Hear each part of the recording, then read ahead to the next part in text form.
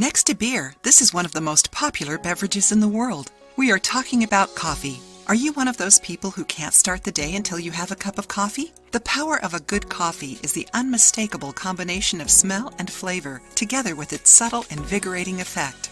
You must have heard that coffee gives you energy and helps with weight loss, right? Coffee does boost the metabolism, but its effect is limited.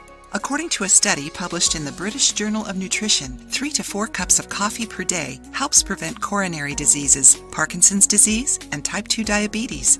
Besides that, the beverage also decreases waist circumference, one of the biggest causes of heart issues. It happens because, according to the researchers, coffee significantly reduces the increase of glucose in the blood and also insulin resistance, which happens in type 2 diabetes.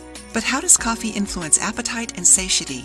It modifies the production of hormones known as ghrelin, leptin, and peptide YY. These three are also responsible for our mood.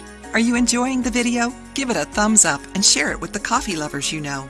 You have certainly noticed that when we are hungry, we get a little angry too, and most of the time after eating, the feeling goes away. It all has to do with that saying, a full belly and a happy heart. According to the study, the link between coffee and satiety may be due to the fact that it decreases hunger and leptin and ghrelin and increases satiety and the peptide YY. This condition only lasts 60 minutes after ingestion or during the 2 hours our body takes to digest. However, to get all these benefits, you must drink black coffee without any sugar or cream. And remember, using only coffee won't help you lose weight, and its excessive consumption may cause intoxication. Pregnant women must avoid coffee since caffeine increases the risk of premature birth. The key to lose weight is to eat according to your nutritional plan. This way your body won't be asking for more food.